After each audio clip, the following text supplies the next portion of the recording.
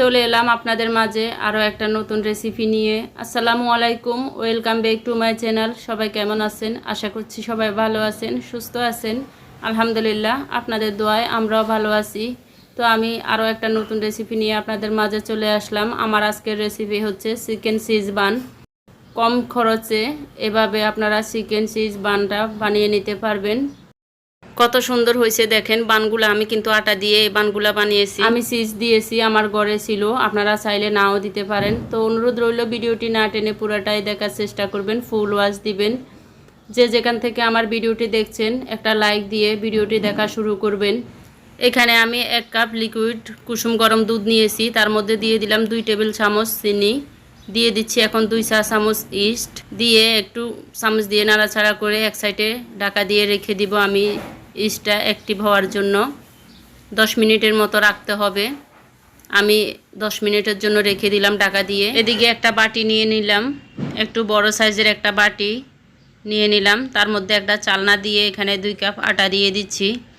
আমি আটাগুলো একটু চেলে নিব। এই তো আমার আটাটা চালা হয়ে গেছে। এখন দিয়ে দিচ্ছি স্বাদ মতো লবণ। ভিডিওটি স্কিপ করবেন না, স্কিপ করলে আপনারা বুঝতে পারবেন না কোনটা কতটুক দিয়েছি বা কিভাবে আমি বানটা বানাচ্ছি। এখন আমি 2 টেবিল চামচ সয়াবিন তেল দিয়ে দিচ্ছি, দিয়ে দিলাম একটা ডিম, দিয়ে হাত দিয়ে ভালোভাবে সবগুলা মিক্স করে নিব। আমার কথার মধ্যে ভুল ত্রুটি হয়ে থাকলে ক্ষমা সুন্দর দৃষ্টিতে দেখবেন। আমার মিক্স করা হয়ে গেছে। এই যে এদিকে দেখেন ইস্টটা কিন্তু ফুলে উঠেছে, অ্যাক্টিভ হয়ে গেছে। এখন আমি একটু নেড়ে ছেড়ে দিব চামচ দিয়ে, একটু নেড়ে ছেড়ে দিচ্ছি কারণ চিনিগুলো নিচে একটু বসে আছে, সেজন্য নেড়ে ছেড়ে দিয়ে এখন আমি অল্প অল্প করে আমি আটার মধ্যে দিয়ে দিচ্ছি ইস্টের মিশ্রণটা আর হাত দিয়ে মেখে নিচ্ছি। এখনও যদি একটা লাইক না দিয়ে থাকেন, লাইক দিতে ভুলে গিয়েছেন, প্লিজ একটা লাইক দিয়ে দেন। আমার ভিডিওটি যারা নতুন ভিজিট করছেন প্লিজ আমার চ্যানেলটা সাবস্ক্রাইব করে দিবেন। যারা ফেসবুক থেকে দেখছেন প্লিজ পেজটি ফলো করে দিবেন। আর অলরেডি যারা ফলো সাবস্ক্রাইব করে দিয়েছেন তাদেরকে অসংখ্য ধন্যবাদ। এই তো আমার ব্যাটারটা মাখা হয়ে গেছে। এখন আমি ঢাকা দিয়ে এক সাইডে রেখে দিব 1 থেকে 1.5 ঘন্টার জন্য। এদিকে আমি মাংসগুলা কেটে নিচ্ছি ছোট ছোট পিস করে। এখানে চিকেনের বুকের মাংস যেগুলা বাচ্চারা খেতে চায় না, আমি ওগুলা জমিয়ে রেখে রেখে এখন আমি বানে ব্যবহার করতেছি। তো আমি সবগুলা কেটে নিচ্ছি ছোট ছোট করে, একদম কিমার মতো করে কেটে নিলাম।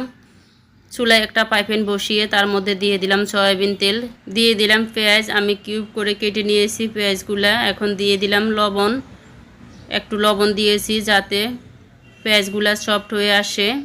তো এখন আমি আদা রসুনের পেস্ট দিয়ে দিলাম আদার পেস্ট 1 চা চামচ, রসুন পেস্ট 1 চা চামচ, দিয়ে একটু নেড়ে ছেড়ে কাঁচা গন্ধ যাওয়া পর্যন্ত ভেজে নিলাম।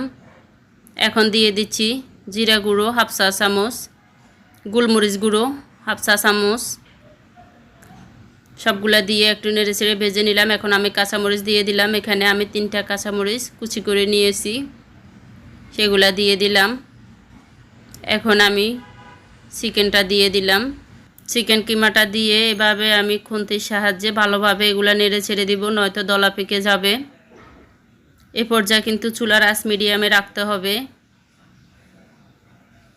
নয়তো চিকেনটা সিদ্ধ হবে না। চুলার আঁচ বাড়িয়ে দিলে পুড়ে যেতে পারে। এখন আমি সয়া সস দিয়ে দিব 1 চা চামচ। যেহেতু আমি আগে লবণটা দিয়ে দিয়েছি সেজন্য আমি সয়া সসটা কম ইউজ করতেছি। এই কাজটা বুঝে শুনে করতে হবে, নয়তো বেশি লবণ হয়ে যাবে। এখন দিয়ে দিলাম 2 টেবিল চামচ তরল দুধ, দিয়ে আবারও নাড়াচাড়া করতে থাকতে হবে। এখন দিয়ে দিব আমি টমেটো সস,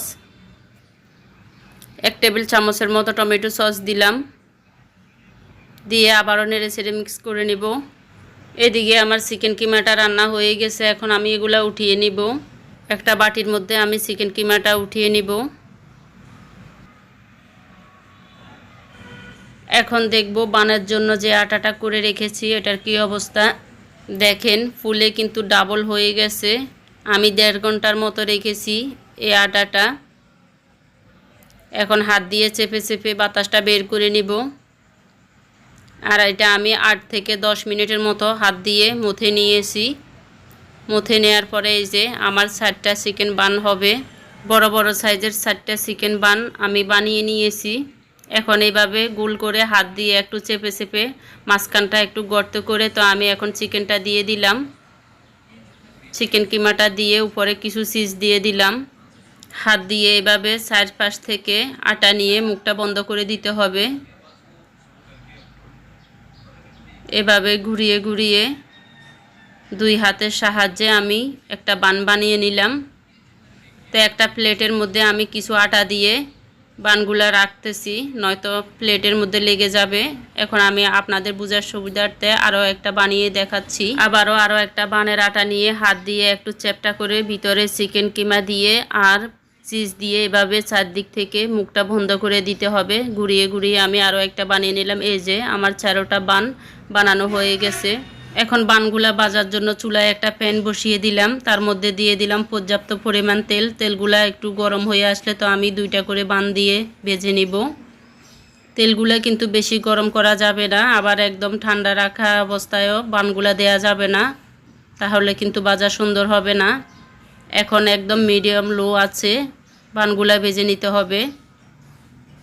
এই যে আমার বানগুলা ভাজা হয়ে গেছে প্রায়। এটা যে আটা দিয়ে বানানো হয়েছে আপনি না বললে কেউ বুঝতে পারবে না, আর খেতেও কিন্তু অসম্ভব মজার হয়েছিল। বাহিরের ফাস্টফুডের দোকান থেকে চড়া দাম দিয়ে না কিনে এভাবে 20 টাকার আটা দিয়েও কিন্তু আপনারা বাচ্চাদেরকে এভাবে চিকেন বান তৈরি করে খাওয়াতে পারেন। বাচ্চাদের স্বাস্থ্যের কথা চিন্তা করেও কিন্তু একটু কষ্ট করলে এভাবে চিকেন বানটা খুব সহজে করে নেওয়া যায়, আর বাচ্চারা খেয়েও কিন্তু অনেক মজা পাবে। তো আমার বাচ্চারা তো খুবই খুশি হয়েছে। এই বানটা খেতে কিন্তু ওদের কাছে অনেক টেস্ট লেগেছে, ওরা বলছিল।